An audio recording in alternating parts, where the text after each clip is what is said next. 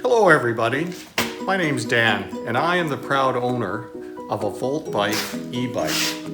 One of the things I really enjoy doing on my e-bike is to take it to a rail trail and travel maybe 60, 70 kilometers and back, enjoy the little towns on the way. And one of the important parts of this type of riding is to have a decent bike rack.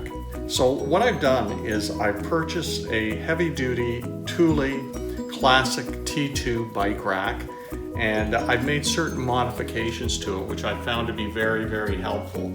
I'm going to go through the modifications and explain them as I go.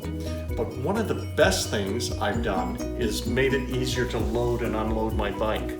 This bike that I got is close to, 68 pounds. I'm a pretty strong guy, as you can see.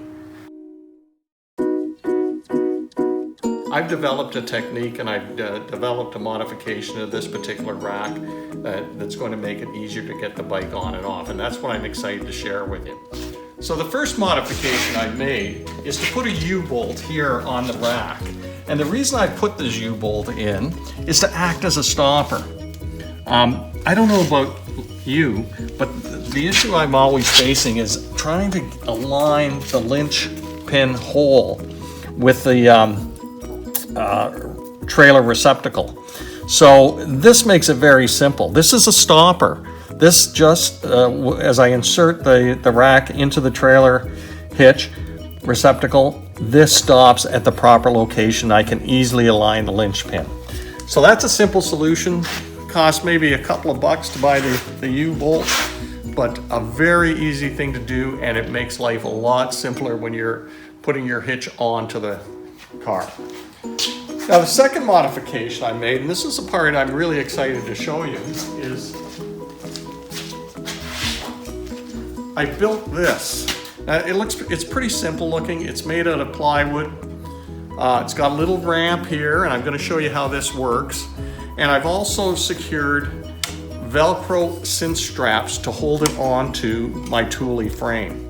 So let me show you how this attaches. It's easy on and off, and I'm going to just put it on right now. So it sits on the top of the frame.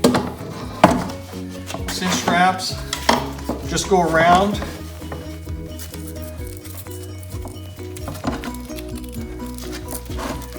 And attach like so. Easy on, easy off.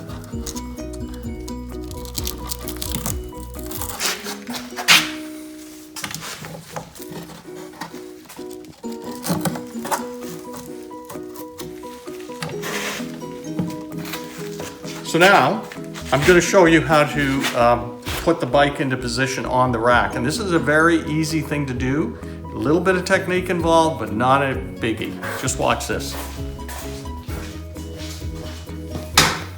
Now, as you can see, this bike is big. This bike, as I say, with the battery weighs around 68 pounds, and it can be awkward because of its size, trying to place it onto the rack. Here's what I do using this platform that I've made for the Thule rack.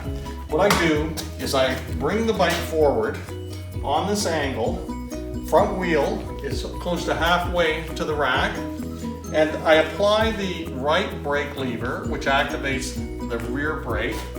I tilt the bike backwards and merely lift the bike onto the platform like so. The next part is I leverage the bicycle by grabbing the bicycle frame, lifting and directing the bike front wheel to the ramp and into the stirrup. The bike is now in position. Very simple technique, very easy to take off. Let me show you. Applying the front brake, lift the bike, pull out, come down the ramp, put the bike down, apply the right brake, and pull it off. The other part of my modification is security of the bicycle. One of my concerns when I travel, if I'm spending the night overnight in a motel or leaving it in a parking lot for a long time, is security. Now, as you all know, we can never make something perfectly secure, But what we can do is make things difficult. We can slow the thief down where he's got to spend more time, and that's what I'm hoping to do with these two security ideas that I have here. Now the first one is very simple. It's just a cable that I've secured to the rack in a position that it can't be lifted over or off. And what I do with the cable is I wrap it around the bicycle in a way that it's also going to secure the bicycle to the rack should, for whatever reason, the main part, such as a wheel holder, gives. It's not likely to happen, but it's just that aspect of peace of mind. So it gets wrapped several times in a way that's going to hold it onto the frame and prevent it from bouncing down the road should something give.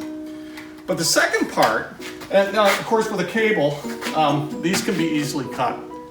And although this is a good way of securing something, if somebody's got the right tool, he can easily cut through this type of cable. So I've got a secondary security on the bike, and I'm going to show it to you.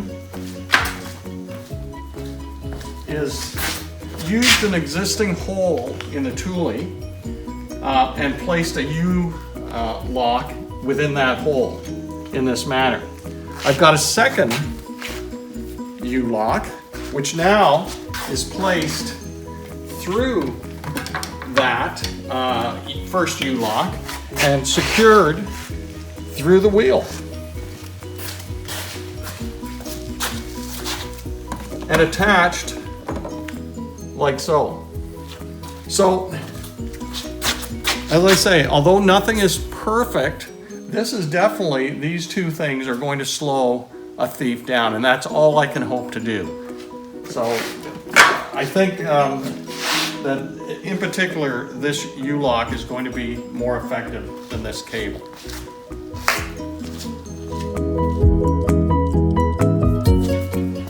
If you stand back from my car, I want you to take a look at my vehicle. And what do you see? You can't really see the turn signal or the brake lights. They are obstructed by the bicycle. So given where I travel, across the roads in Ontario and down into the United States, it's a concern to me. I don't want to have a rear end accident and somebody saying, well, I didn't see his turn signal, I didn't see his brake light. So what I've done is I've installed these magnetic tow lights onto the vehicle, and so they attach into my 5-wire system and show brake lights and turn signals.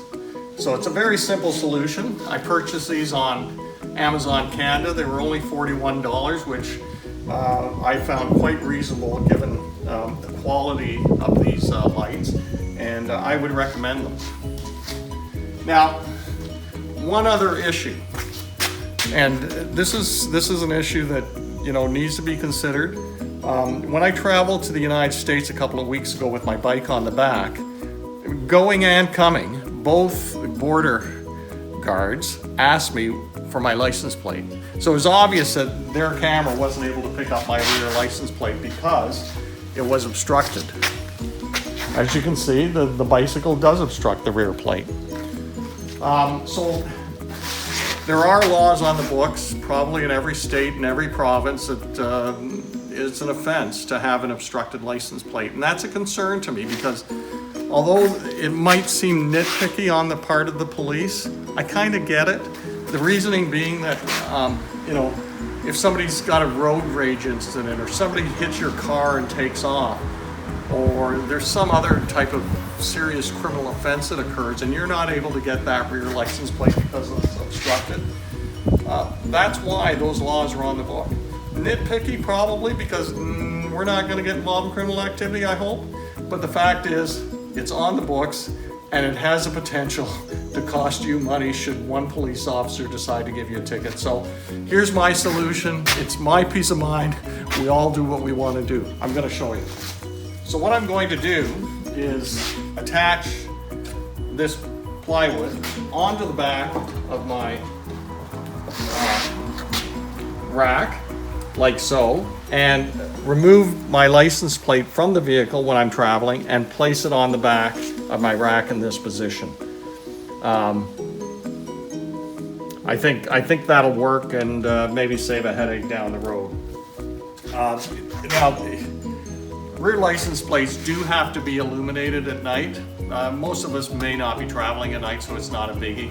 It occurred to me, well, if I really wanted to go as far as illuminating this license plate, I could probably just get an LED battery operated light to place beside it to illuminate it if you wanted to go that far.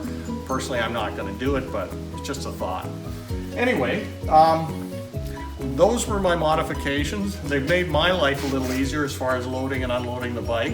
They brought me some peace of mind when I travel, because I do travel distances. I've traveled into the United States and different parts of Ontario, and it works. So have a great day, fellow Volt bikers, and keep riding. Hi everyone. Before I finish this video, I wanted to show you the finished license plate holder that I've fixed onto my board. As you can see, it's clearly visible in comparison to where my license plate sits on the vehicle. I feel really good about this, placing the plate here.